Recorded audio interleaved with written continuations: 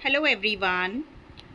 Now we are going to start our new NCERT book, that is of class 5th NCERT, and the unit is Life Around Us, and here we are going to start with a new chapter, Water, the Essence of Life.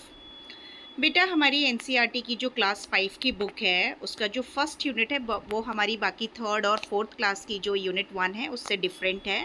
हमने class third और fourth में हमारी community के बारे में, हमारे neighbourhood के बारे में पढ़ा है, बट यहाँ पे हम अपना जो हमारा यूनिट है वो है लाइफ अराउंड अस, और जिसका फर्स्ट चैप्टर है वाटर। और बहुत अच्छा बेटा ये चैप्टर दिया है, इसमें जो एडिशनल इन्फॉर्मेशन साइड में दी हुई है वो भी हम पढ़ेंगे और बहुत अच्छे से इस चैप्टर को एक्सप्लेन किया हुआ है। And one more thing, in NCERT और in KVS there is no need to read out the chapter. Actually हम ईवीएस की बुक रीडिंग नहीं करवाते हैं बच्चों को, हम जस्ट फैक्ट बताते हैं बच्चों को, और उस चैप्टर में क्या है वो हम टीएलओज़ के द्वारा बताते हैं बच्चों को, लर्निंग आउटकम के थ्रू बताते हैं। तो उसी तरीके से मैं ये होल चैप्टर आपके साथ रीड नहीं करूँगी, मैं सिर्फ आपको इसके अंदर हम क्या पढ़ने वाले हैं उसी को हम एक्सप्लेन करेंगे, और जो भी आपको एक्टिविटी दी है थोड़ा सा उनके बारे में बताऊंगी। फिर हमारा जब नेक्स्ट वीडियो मैं बनाऊंगी उसमें आपको इसके बहुत अच्छे long and short question answers, fill-ups और एक्सरसाइज मिलेगी, जिसे करने में आपको बहुत आसानी होगी अगर आप ये वाला वीडियो देख लेंगे बेटा। तो फटाफट से इसे पढ़ लेते हैं बेटा। एक रेनी सीजन है, रेन हो रही है, आफरीन है जो अपनी विंडो पे खड़ी होती है और साथ में ज्योति भी है। तो वो वहाँ पे देख करके दोनों आपस में बात कर रही हैं कि ये पानी कहाँ से आता है और कहाँ जाता है।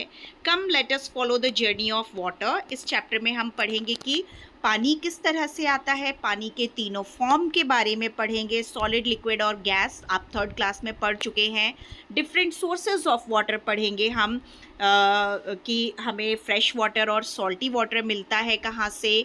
तो इस तरीके से फिर हम एक्वेटिक प्लांट और एनिमल के बारे में पढ़ेंगे, जो प्लांट में उगते हैं, प्लांट और एनिमल्स जो रहते हैं उनके बारे में इसमें थोड़ा सा दिया हुआ है। रिवर अपनी जगह कैसे बनाती है, नेचुरल रिसोर्सेज कौन से हैं जो हमने क्लास थर्ड में भी पढ़ा है, उसमें हमने वाटर मैनेजमेंट भी पढ़ा था। तो उसी तरीके से इसमें वाटर जो हमारा चैप्टर है, हमारी जो डिफरेंट लैंड फॉर्म्स हैं जहाँ पे पानी है किस किस रूप में मौजूद है, उसका भी बहुत अच्छे तरीके से एक्सप्लेनेशन है। लेट्स स्टार्ट दिस चैप्टर बेटा, but first let us see how much water there is on earth. कितना पानी है अर्थ पर ये हम देख लेते हैं। तो वो बोलती है कि almost most of the earth surface is covered with water. आपको भी पता है हमारी अर्थ को ब्लू प्लैनेट भी इसीलिए बोलते हैं बिकॉज हमारी जो अर्थ है वो मोस्ट ऑफ द जो वाटर का प्रेजेंस है यहाँ पे उसकी वजह से है, बट जो मेजॉरिटी ऑफ वाटर है वो पूरा सॉल्टी है क्योंकि वो हमारे ओशंस में है। ठीक है, तो यहाँ पे देखो बेटा एक बहुत अच्छा एग्जाम्पल दिया हुआ है कि फ्रेश वाटर कितना है और सॉल्टी वाटर कितना है, यानी बहुत ही दोनों के बीच में एक मेजर डिफरेंस है। यानी सॉल्टी वाटर के मुकाबले सिर्फ एक बूंद भर पानी के समान ही मतलब फ्रेश वाटर की अवेलेबिलिटी है। And all the living beings, people, animal, birds and plants depend on fresh water to survive. और हमें सॉल्टी वाटर नहीं चाहिए जिंदा रहने के लिए, सभी प्लांट, एनिमल्स और ह्यूमन बींग्स को फ्रेश वाटर की ज़रूरत होती है जो हमें रेन से मिलता है। हमारे ग्लेशियर्स मेल्ट होकर के नदियों में आते हैं, जो वाटर हम अपनी लेक्स में स्टोर करते हैं, कैनल्स में जो पानी होता है, जो अंडरग्राउंड वाटर होता है वही फ्रेश वाटर है और जो बहुत कम है। जैसे सॉल्टी वाटर जैसे एक पानी भरे ग्लास के समान है और जो फ्रेश वाटर की अवेलेबिलिटी है वो एक चम्मच भर पानी के समान है। यानी सॉल्टी वाटर और फ्रेश वाटर के बीच में जो डिफरेंस है वो दोनों की अवेलेबिलिटी ऑन अर्थ के रूप में वो इस पिक्चर में दर्शाया हुआ है, बहुत अच्छे से एक्सप्लेन किया है। It is essential for drinking, growing crops and carrying out daily activities. यहाँ से आपके क्वेश्चन बन जाएंगे कि what are the uses of water, जो हम बहुत पहले से पढ़ते आ रहे हैं। Many plants and animals also live in fresh water, without water life would not be possible.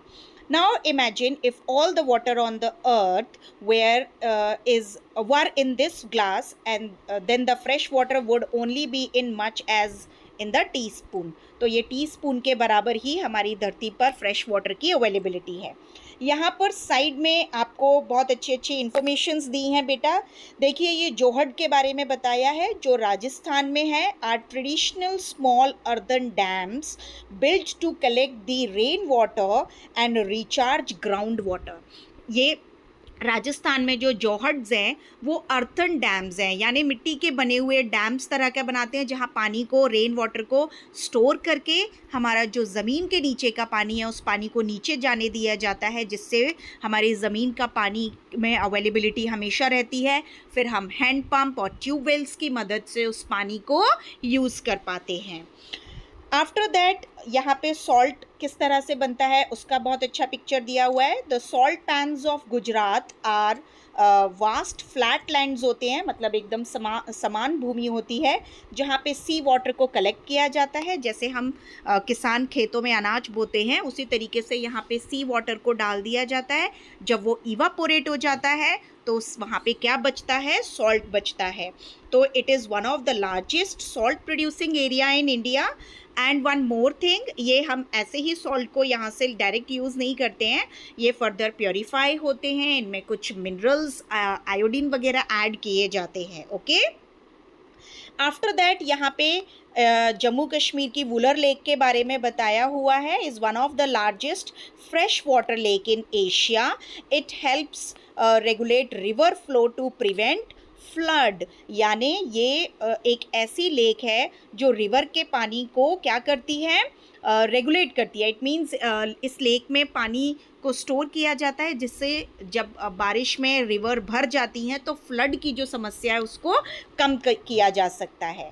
यहाँ पे आपके डिफरेंट फ्रेश वाटर सोर्सेस के पिक्चर्स दिए हुए हैं। First one is pond, then glacier बने हुए हैं, कैनल बनी हुई है, वेल बना हुआ है, एंड रिजर्वियर्स बने हुए हैं। देन ये लास्ट में यहाँ पे रेनी क्लाउड दिखाए हुए हैं और रिवर दी हुई है। Okay, after that Jyoti was curious, is there water in the air too, क्या हवा में भी पानी है? And is snow a form of water, और जो बर्फ़ है क्या वो भी वाटर का ही एक प्रकार है? तो यहाँ से हम बच्चों से क्वेश्चन पूछ सकते हैं कि बेटा 3 फॉर्म्स ऑफ वाटर के बारे में यहाँ पे बताया है। पानी भी 3 दशाओं में मौजूद है, सॉलिड, लिक्विड और गैस के फॉर्म में। जब वो वेपर फॉर्म में होता है, स्टीम बन के इवापोरेशन प्रोसेस के दौरान जब वो स्टीम बन के आसमान में जा रहा होता है सूरज की रोशनी से, तो वो उस समय एयर की फॉर्म में होता है। Okay, let us understand more about this through a simple activity. यहाँ पे एक एक्टिविटी अगेन दी है, आपको स्टील ग्लास लेना है, आइस क्यूब्स डालने हैं, फिर हमारे ग्लास के बाहर जो है छोटे छोटे ड्रॉपलेट्स आ जाते हैं, फिर आपको क्वेश्चंस पूछे हुए हैं। I will explain these answers in my next video. Okay, after that, through these experiments we found out that water can change into ice, steam, and it can also return to its liquid form। जैसे evaporation process में पहले भाप बन के पानी बादलों में जाता है, वहाँ पे जब वो क्लाउड के फॉर्म में क्लाउड्स भारी हो जाते हैं तो पहाड़ों पर वो बर्फ़ बन के गिरता है, क्योंकि पहाड़ ऊंचे होते हैं, और जब तक वो लैंड फॉर्म तक बूंदें आती हैं वो पिघल चुकी होती हैं, इसीलिए वो हमें बारिश जैसी दिखाई देती हैं। ये मैंने क्लास 3rd में भी इसको बहुत अच्छे से एक्सप्लेन किया था। फिर आपको एक और एक्टिविटी दी है, यहाँ पे वाटर साइकिल का आपका बहुत अच्छा एक चित्र है बेटा नीचे, वो भी आप देखेंगे। साइड में फिर से हम एक ये इन्फॉर्मेशन पढ़ लेते हैं। ये फिशिंग कैट के बारे में है, जो हमारे इंडिया के वेटलैंड्स में पाई जाती है। हैज़ पार्शली वेब्ड पॉ, यानी जो उनके जो स्विम कर पाते हैं बर्ड्स एंड एनिमल्स, उनके जो पॉ होते हैं, उनके जो पंजे होते हैं वो गद्दी नुमा होते हैं, वेब्ड होते हैं, जिनकी मदद से उनको स्विमिंग करने में आसानी होती है। Making it an excellent swimmer who dive for fish, जो मछलियाँ खाती है और पानी में इसीलिए जाती है स्विम करती हुई ताकि वो मछलियाँ वहाँ से पकड़ के खा सके। ये इवापोरेशन की एक और एक्टिविटी है। I will that activity in my next video. Okay, यहाँ पे आपको एक बैग लेना है जिसमें पानी भरना है, फिर वो पानी जब धूप में आप रख दोगे तो वो वाटर वेपर जैसी बूंदे बूंदे उसमें बन जाएंगी, क्योंकि पानी पूरा भाप बन करके उड़ चुका होगा. As you have seen in the above activity, the sun's heat caused the water to turn into water vapor. When the water vapor cools, it forms small droplets inside the bag.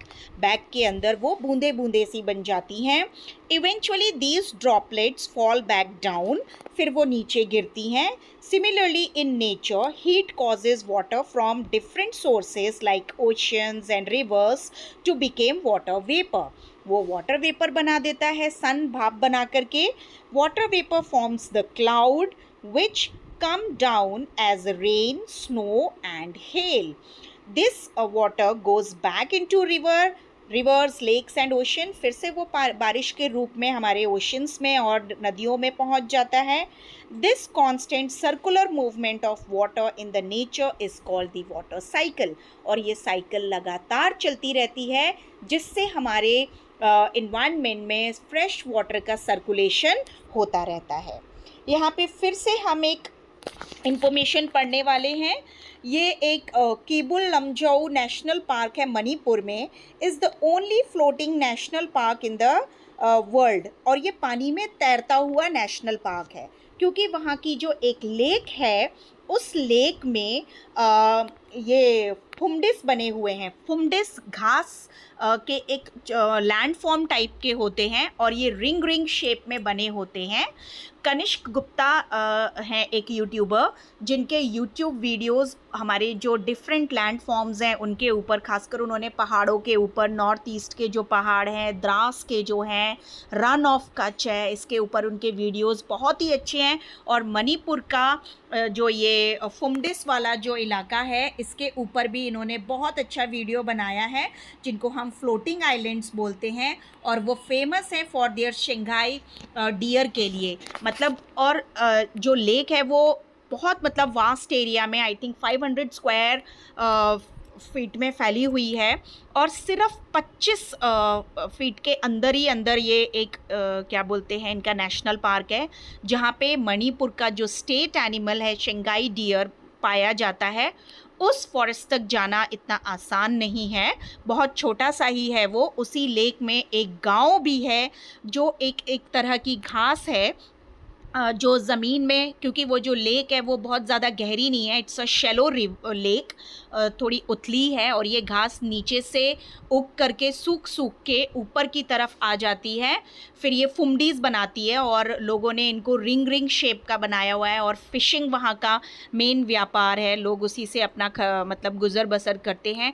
बहुत अच्छा video है, मैं यहाँ पे link आपको दिखा दूँगी और साथ में एक पिक्चर भी अटैच करूँगी उन रिंग का. जो फुमडिस है उसको वो लोग कैसे उस यूज़ करते हैं.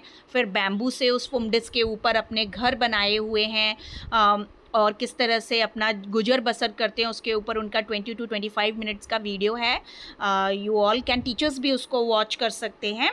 तो I will share that link also and attach some pictures here also. Okay, water cycle का बहुत अच्छा पिक्चर बनाया हुआ है. नाउ ग्राउंड वाटर के बारे में पढ़ लेते हैं बेटा. ग्राउंड वाटर जो पानी हमारे ज़मीन के नीचे है 200 फीट तक, और जहाँ ज़्यादा बारिश होती है वहाँ पे 50 फीट पर भी वो पानी ज़मीन के नीचे मिल जाता है, जिन्हें हम ट्यूबवेल, हैंड पम्प्स की मदद से निकालते हैं. अभी ये ग्राउंड वाटर क्या है उसकी भी एक एक्टिविटी दी हुई है. टेक अ ट्रांसपेरेंट ग्लास आप एक ले लीजिए, उसे सॉइल से भर दीजिए, उसके ऊपर फिर आप पानी डालेंगे धीरे धीरे यूजिंग अ स्पून. तो आप क्या देखेंगे, तो क्या होगा बेटा, वो जो पानी है वो नीचे चला जाएगा, मिट्टी उसको सोख लेगी. When it rains some water is soaked up by the soil also. This water sinks through the layer of soils and rocks. ये पत्थरों से और मिट्टी से होता हुआ नीचे चला जाता है पानी. The water that get stored deep underground is called underground water. We dig wells, borewell, tubewell, hand pump की मदद से हम उस पानी को ऊपर की तरफ खींच लेते हैं. यहाँ पे फिर से एक छोटी सी इंफॉर्मेशन स्टैच्यू ऑफ यूनिटी के बारे में दी हुई है बेटा.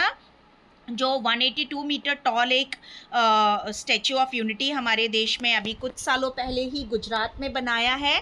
हमारे देश के जो हमारे एक क्रांतिकारी वीर भी हुए हैं, लौह पुरुष जिन्हें कहा जाता है, और ये लोहे की बनी हुई है पूरी की पूरी जो स्टैचू है, और सरदार वल्लभ भाई पटेल की प्रतिमा है वहाँ पर, तो उसी के बारे में बताया हुआ है। और यहाँ पे एक इन्फॉर्मेशन और वो लिख देते कि ये आयरन की बनी हुई है पूरी।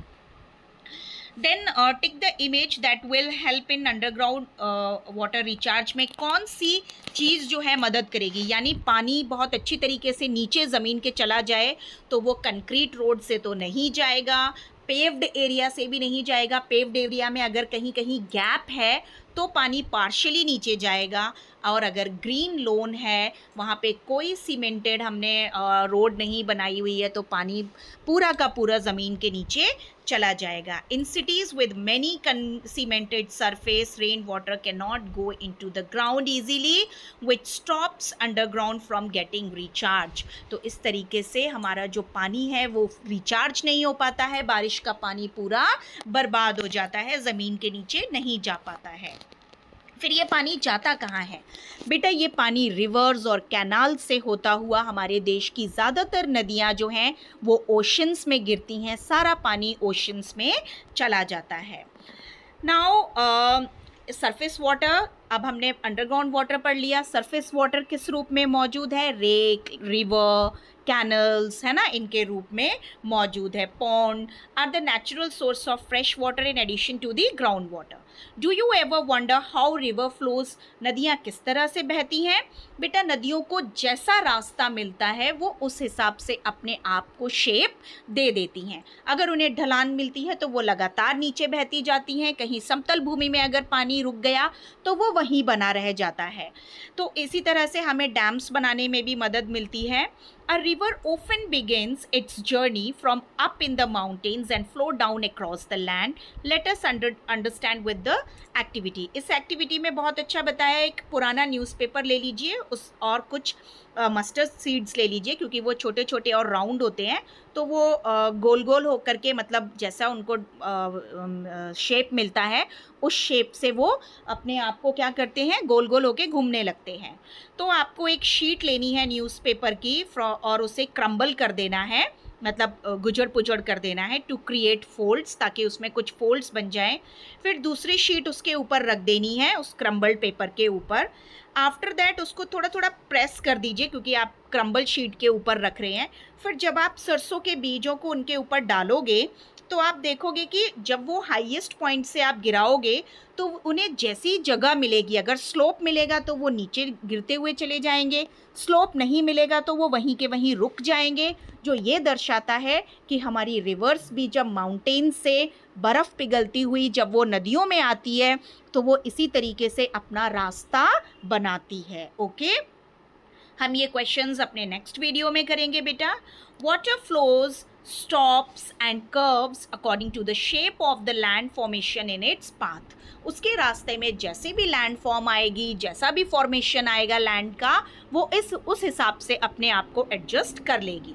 This flow of water can also change the shape of land, और इसी वजह से हमारे जो लैंड है वो भी अपना शेप क्या हो जाता है, वाटर जो है उसको भी चेंज कर देता है। यहाँ पे फिर से एक छोटी सी इंफॉर्मेशन दी हुई है। ये हवारे बाज़ार है महाराष्ट्र का, जो एक सक्सेसफुल एग्जाम्पल है वाटर पॉजिटिव विलेज के लिए। क्या इन्होंने ज़रूरी कुछ अच्छा काम किया है? Local communities have contributed to the watershed management and rain water harvesting, यानी जो बारिश के पानी को, रेन वाटर हार्वेस्टिंग का भी हमने 3rd क्लास में पढ़ा है, बारिश के पानी को फुली यूटिलाइज करना ही रेन वाटर हार्वेस्टिंग कहलाता है। तो इस विलेज के लोगों ने जो बारिश के पानी को ये प्रॉपर स्टोर करते हैं और फिर उसका यूज़ किस तरह से करते हैं, उसके लिए ये हमारा गाँव फेमस है। On the basis of the 6th activity में जो हमने की है मस्टर्ड सीड वाली, उसमें हमें पता चलता है कि सारी रिवर्स जो हैं हमारे देश की वो अरेबियन सी में और कुछ बे ऑफ बंगाल में जाती हैं। हमारा जो देश है वो नीचे समुद्र से घिरा हुआ है तीनों तरफ से, साउथ, ईस्ट एंड वेस्ट में। तो वेस्ट में हमें हमारी अरेबियन सी है, और ईस्ट में बे ऑफ बंगाल है, बंगाल की खाड़ी, और नीचे हमारे पास है इंडियन ओशन। तो हमारे देश की ज़्यादातर नदियाँ जो हैं, जैसे ब्रह्मपुत्र है, गंगा यमुना, ये तो बाद में आगे जाके एक ही हो जाती हैं, ये सारी नदियाँ बांग्लादेश में एंटर करती हैं, वहाँ पे इनका नाम कुछ और है, और फिर वहाँ से वो बे ऑफ बंगाल में गिर जाती हैं, और कुछ नदियाँ हमारी अरेबियन सी में जा कर के मिल जाती हैं। ओके, ये एक लूनी रिवर के बारे में बताया है, जो अरावली पर्वत हैं राजस्थान के, जहाँ से निकलती हैं, और उसके बाद ये किसी भी समुद्र में नहीं मिलती है। ये हमारा जो गुजरात का रन ऑफ कच्छ है, जो एक पूरा वाइट डेजर्ट जिसे हम कहते हैं, वो वहाँ पे जाकर के नदी ख़त्म हो जाती है, लूनी नदी। ओके बेटा, रन ऑफ कच्छ के ऊपर भी कनिष्क गुप्ता के आप वीडियोस दे सकते हैं। यहाँ पे मैं सिर्फ ये एक इन्फॉर्मेशन के लिए है, मैं उनके चैनल का कोई प्रमोशन नहीं कर रही हूँ। नाउ ये हमारे देश मतलब रिवर किस तरीके से होती है, आइस कैप माउंटेन है, ग्लेशियर हैं, फिर वाटरफॉल से गिरती है नदी, रिवर्स में सैंड ड्यून्स मिलते हैं रास्ते में, किस तरीके से लेक बन जाती है, तो ये दिखाया हुआ है। फिर यहाँ पे एक पिक्चर दिया है हमारे देश की नदियों का, दिखाया है ब्रह्मपुत्र कहाँ पे जाके मिलती है, गंगा, यमुना, नर्मदा, ताप्ती, गोदावरी, कावेरी, है ना, कृष्णा, ये नदियाँ कौन से समुद्र में जाकर के मिलती हैं।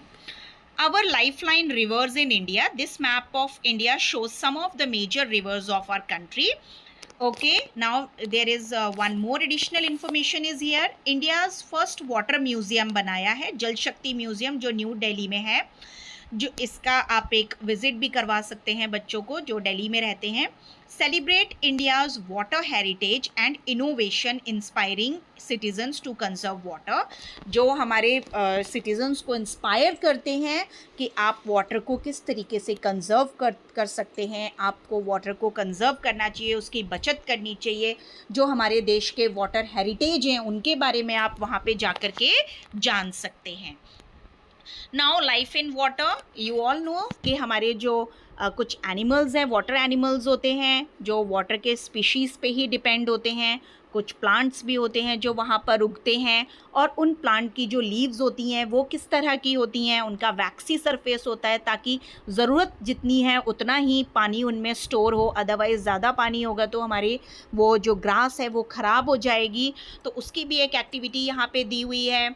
Okay, now it is wonderful to see the variety of plants and animals living in water. How are they different from those living on land? ये किस तरीके से different होती हैं।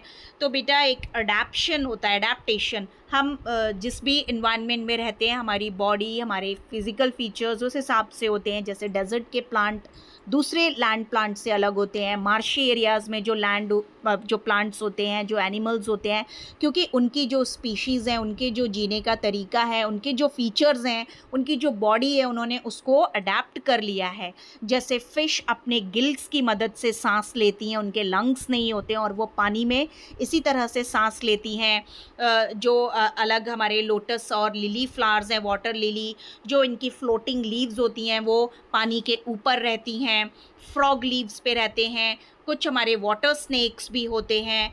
ओके, यहाँ पे देख लीजिए ड्रैगन फ्लाई है। ड्रैगन फ्लाई बहुत ही फास्ट उड़ता है और अंडे देता है पानी के पास ही, और मॉस्किटोज़ खाता है। फिर वाटर स्कॉर्पियन के बारे में लिखा हुआ है, इंसेक्ट विद पिंसर्स, जो अंडरग्राउंड वाटर में रहता है और अपने टेल ट्यूब की मदद से सांस लेता है।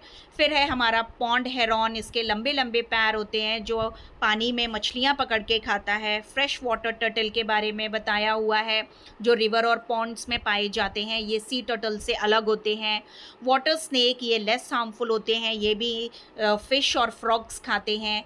फिर ये रीड्स हैं, ये प्लांट मतलब जो पॉन्ड में उगती हैं, ग्रास, ये टॉल होती हैं और घास जैसी दिखाई देती हैं। देन वाटर लिली, और इनकी जो रूट्स हैं वो फ्लोटिंग रूट्स होती हैं। वाटर लिली और लोटस के बारे में बताया हुआ है। देन ये फ्री फ्लोटिंग ग्रास के बारे में बताया हुआ है।